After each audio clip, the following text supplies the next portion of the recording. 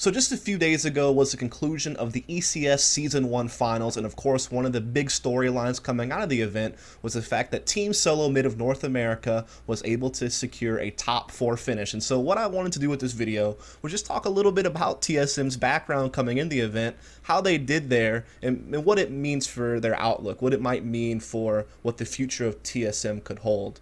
And so first of all, when the team first formed way earlier in 2016, coming off the end of 2015, we obviously saw Symphods and Unimatic coming from Complexity. You had Finesse, who was leaving CLG, and then you had Sick, who was a player that was playing on kind of some smaller teams. He had played with Mortality and then Denial, and then there was a time where he was actually on trial to play with Complexity. You know, young guy, 17 years old, you know, was known for playing pretty well in some of like the pro 10-mans and stuff that were going on, but didn't really have too much pro experience, but looked pretty good on some of the smaller, you know, ESEA Premier level or lower tier pro teams that he was going to be a part of, as he did compete, I believe, in the CEVO Pro League with Denial, with like Shinobi and Vice and some of these other guys, and, you know, did pretty well for himself there. And that was mostly, I would say, like late 2015 when he was doing that. And then, of course, they also originally had Vice, who was a teammate of Sick, who also came off of some of these same teams I've just mentioned. And when the team first came together, I honestly did not expect them to do very well. And when you really think about it, when you start looking at some of their earliest results when they were trying to qualify for the first American minor, you know, way earlier in the year, and I think they were also in the DreamHack Balmu qualifiers and some different events, they weren't necessarily doing so well. And they pretty quickly, after I think they only played maybe 3 best of 3s or 4 best of 3s or something like that in some different LAN qualifiers, like for the minor and I think DreamHack Malmu and such, they pretty quickly got rid of Ice because things just weren't really working out. And they actually trialed Adren for a little bit during I believe like the last iBuyPower Online Cup that we had, as well as maybe some CEVO qualifier stuff. And of course, Adren went back to Team Liquid, and so they wound up picking up Twist, who was a player that had been, again, very young, 16 years old, looked pretty good in some of the Pro 10-mans. He did play with Kokona, or I think maybe it was SapphireKelowna.com as well. You probably know that team by both names. It's a team led by Ocean and his longtime teammate Els, and Twist had some time playing with that team. And I think the ESL Pro League, as well as some CEVO Pro stuff, and he was looking pretty good in that as well. He was someone that I did have my eye on, just like Sick, who I saw performing pretty well, putting up some pretty good numbers. Seemed like riflers who could be aggressive, but seemed to have some restraint, had some thought about them. You know, when Stewie2K first splashed on the scene, everyone thought that, oh, this guy just is crazy, he just pushes smokes, he's too aggressive, he overextends too much, he can cause you problems. And he's had to evolve his game, and now he's, you know, quite a good player, might be the best entry fragger in North America at this point in time. Or, you know, certainly a quite versatile rifler who can also pick up the op, and a lot of people are praising, and he deserves it. But it seemed like with Twist especially, and Sick too, they just seem to have a bit more restraint about them. For people who were quite inexperienced, they seem to be able to kind of make better decisions and just choose when to actually attack and use their aggression, and when to hold themselves back and wait for the play to unfold, let it come to them, so to speak. And that's just not something you see with a lot of younger players. A lot of flashy riflers will kind of trend the other direction. So it was kind of cool to see this from them very early on in their game, before they ever got on an established professional team that might be capable of something. And they've slowly, over the past few months, have really been improving and trending upward. That's why I think the video that, and really starting to, you know, make the argument that they are one of the top teams competing in the North American region, at least of the teams that are from North America. People, of course, will know that teams like Luminosity and now Immortals are certainly still 2 of the best teams competing in our region. And we're kind of waiting to see what Liquid's going to do with their new lineup, because they certainly have put together a lot of firepower. And Cloud9 it has its up and downs, but when their ups have looked pretty good. And so there's certainly some Optic, another team that's on the rise that I could certainly point to. But yeah, I mean, TSM is starting to get in that argument. They're starting to move up to that level now, and some of the things that we've seen out of them lately.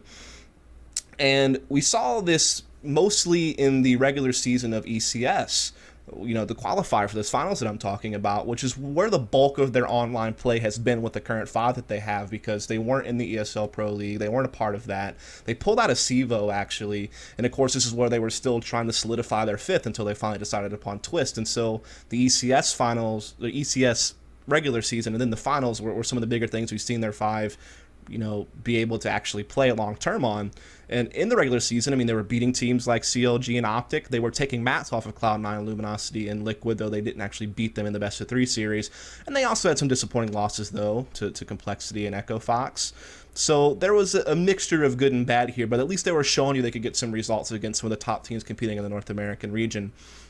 And ultimately, they were able to best Optic and CLG in the playoffs to secure a spot at the LAN Finals. So, a pretty good run there from them at ECS. Then we saw them compete at the minor. There's a second America's minor to try to get a slot to qualify for the major at Cologne. And at this event, this is their first LAN together as a 5. And from what I can tell, it's the first LAN that Sick and Twist have probably ever played, with maybe the exception of some smaller local stuff to them. I don't know. Maybe they have, but as far as recorded LANs that you could actually find on a database somewhere, this is their first LAN, period. And again, Sick very young, 17 years old, Twist 16, and you're wanting to know, can these guys actually bring it to LAN? Because that's one of the big things that people always look at, right? You've had this rifler, you had this player, what have you, that is an upcoming talent. Whenever you watch him play online, he looks really good, and you're kind of wanting to know, is he going to be able to perform on LAN? And to be honest, Sick and Twist to me always looked like smarter players for their inexperience in the online play. So I felt like their transition to LAN was probably going to be a bit better than others, but I still couldn't expect them to be at some top level or something like that. I thought it would still take some time. And at this event at the minor, in the earlier group stages, they were beating some of the other teams kind of in the mid-tier, which was where TSM was probably going into the minor. They beat TK, who probably is one of the least favorite pro teams in North America. They're probably on towards the bottom. Took care of them, no problem. But teams like Energy and Selfish are teams that have been kind of fighting in the mid-tier of NA for quite some time, and they were able to beat those 2 teams as well. So well done there. They took a map off of Optic, but ultimately lost that series, and then they got 0-2'd by Immortals. And at that event, as far as map pool goes, I mean, their cache was looking quite good, even though apparently it was a map they didn't put a whole lot of practice on. I was listening to a vlog that Simphis did. They look quite comfortable on Cobble, which seems to have been a trademark of this team for quite a while. Even with some of their older rosters that included Vice, it seemed like Cobble was a map that they liked a lot, and that's been looking pretty good for them at this minor, and we'll talk about how it looked for them at ECS in a minute. And their training was also looking pretty good at this event, and they really only showed a lot of struggle on maps like Overpass and Dust 2. And again, they're playing against lesser competition as compared to when they're going to be in the international scene, so you can't draw too many conclusions from this, but you can at least see that they knew what they were doing, on a pretty wide array of maps. And coming out of the event, Sick did perform. He goes plus 18 on the event, looked sharp throughout the entire thing against North American competition.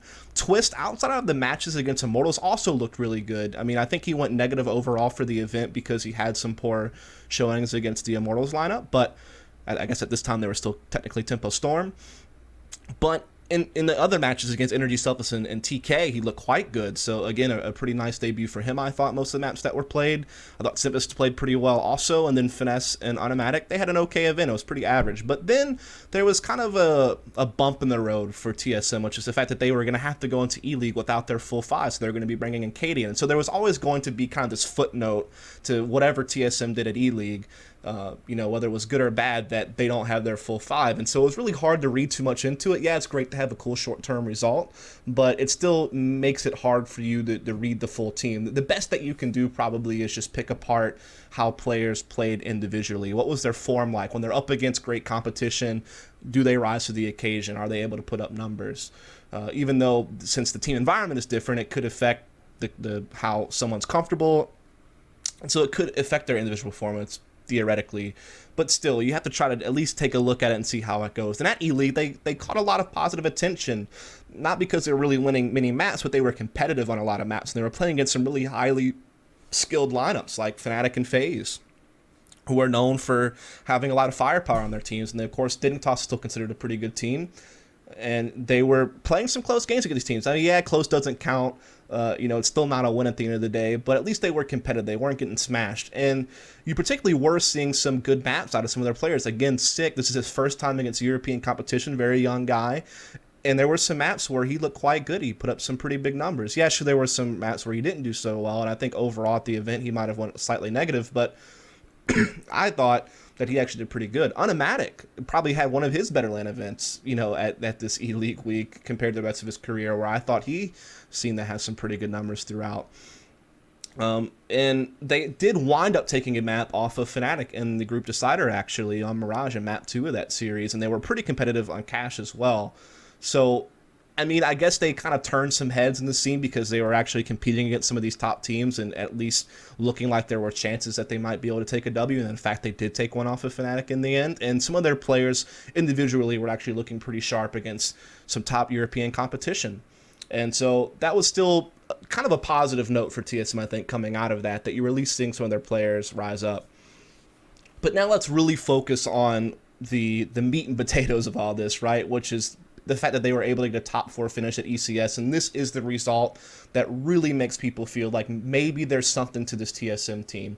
I mean, we don't know for sure. Let me really stress that, this result could just be a one-off, and then the future of this team, we talk about, there was that one moment where they really shined bright and they showed this potential and they never really lived up to it going forward. Like, that could happen. That is a possibility, and you have to accept that. But if, in fact, TSM can keep a similar level to what we saw at the ECS Finals, and they can continue to put together some good results, we could talk about how this was their big debut. This is the one that really set them on the right path, and this is where we really identify the fact that, TSM was certainly a team that was impressive and to keep an eye on. So their story hasn't really been written yet. We've only really seen the first couple of chapters, and we still don't really know, how the roads are going to diverge, what path this team will take, what the end result will really be. But we can at least say for now, in the short term, that they have been showing steady improvement and throughout this year, and that it's kind of culminated in the fact that they've been able to find themselves a top international result, with this young talent roster is really the big feature of it.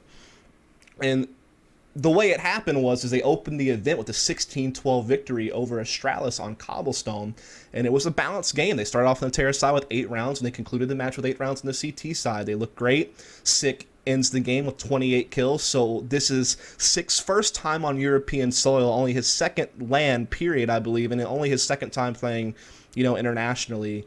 And this guy's putting up 28 kills against Astralis, one of the most skilled lineups in the world.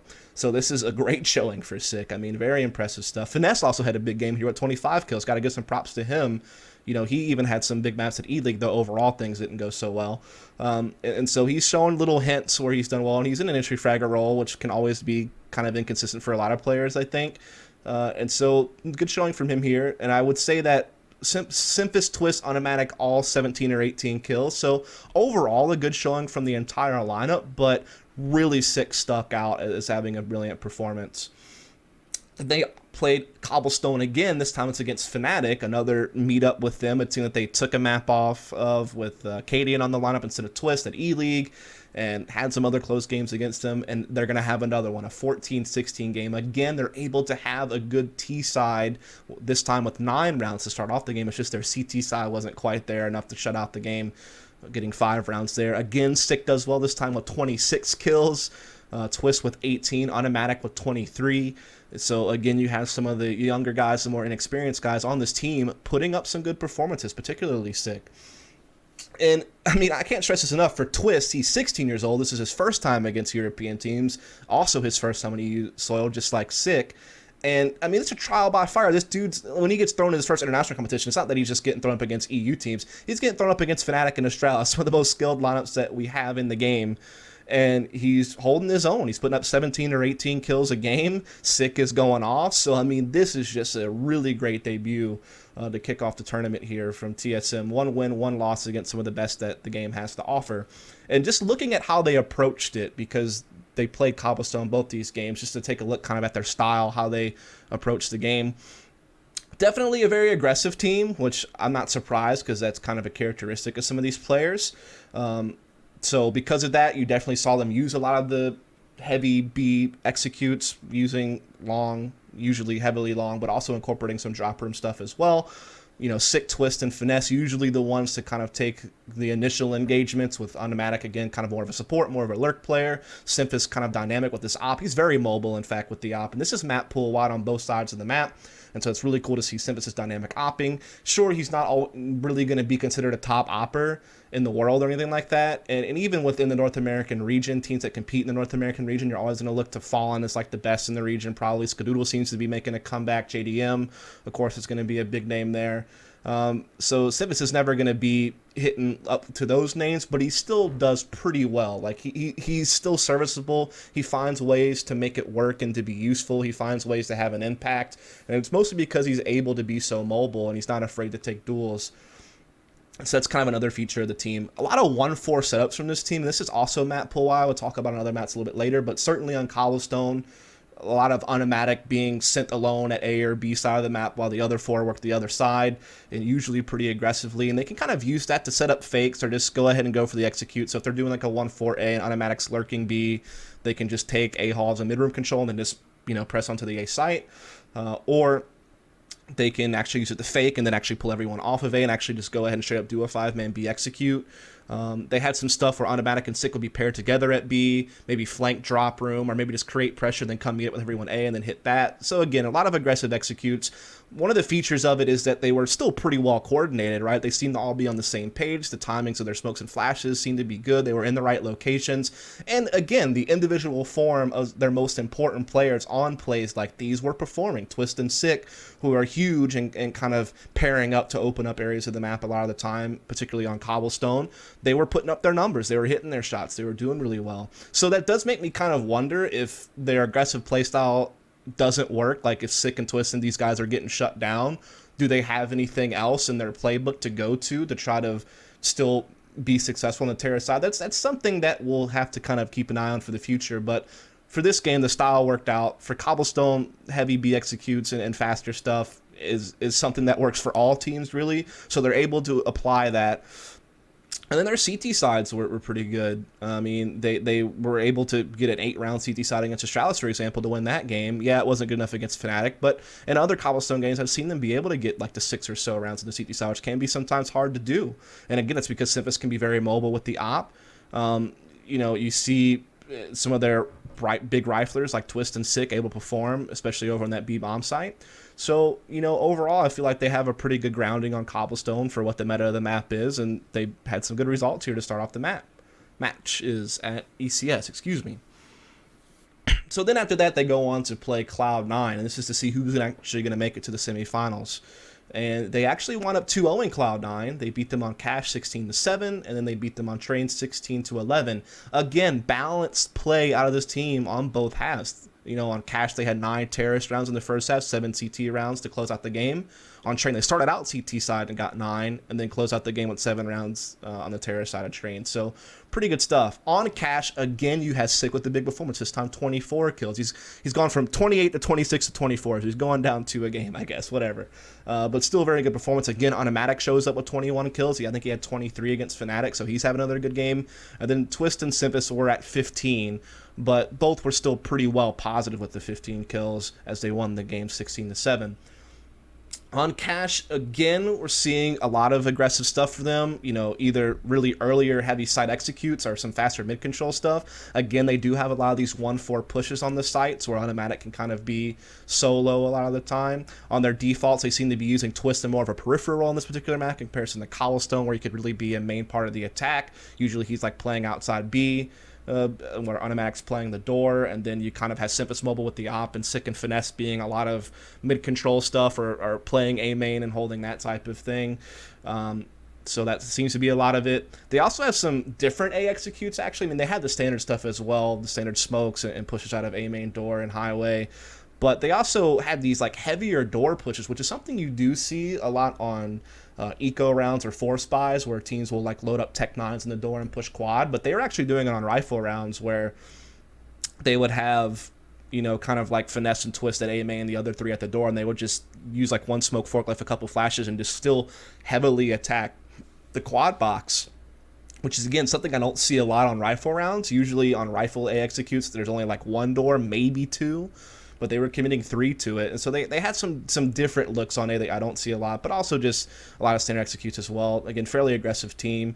On the CT side, it is Symphysis again with the mobile op.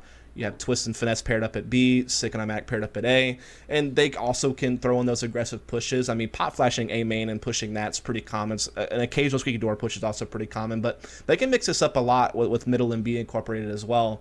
And that's something that's always been kind of a trademark of this team. And even like the complexity lineup that had Simpson and Automatic were known for doing that as well.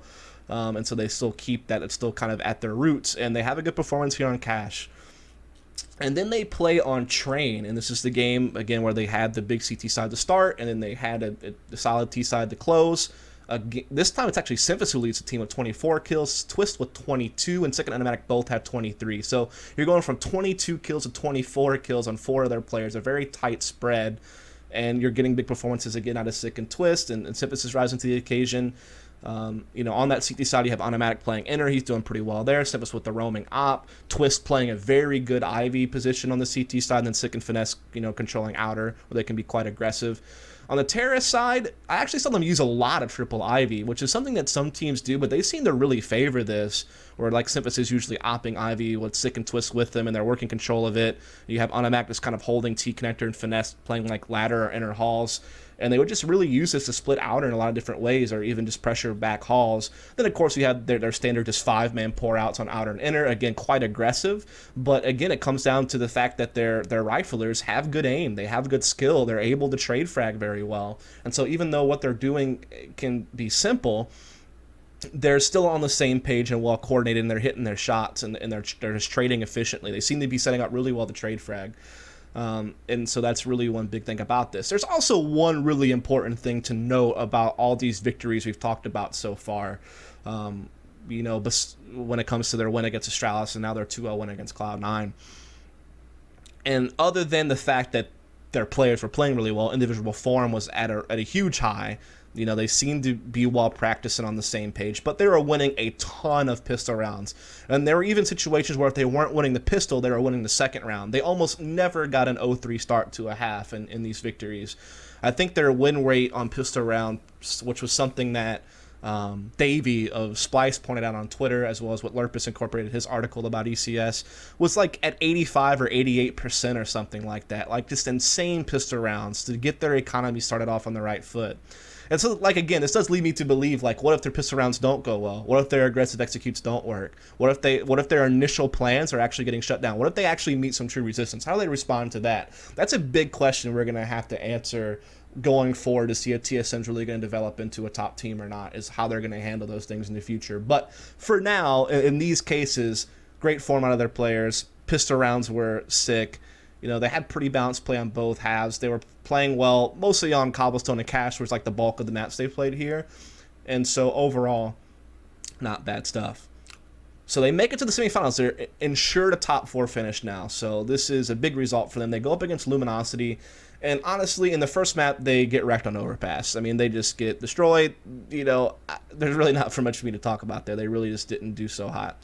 And Overpass seems to be a map they actually ban a lot or have struggled on. Like at the minor, they lost it a couple of times. And LG's probably the best Overpass team in the world, or certainly one of the best, in like the top 3 or something. So I wasn't really surprised that they lost this. I don't even remember what they banned and how Overpass got through, but yeah, I mean, it was kind of expected. But on Cobblestone, which is a map that LG's been building up to be one of their better maps in recent times, and again, this is a map we know TSM are comfortable on, they have another 14-16 loss, just like against Fnatic.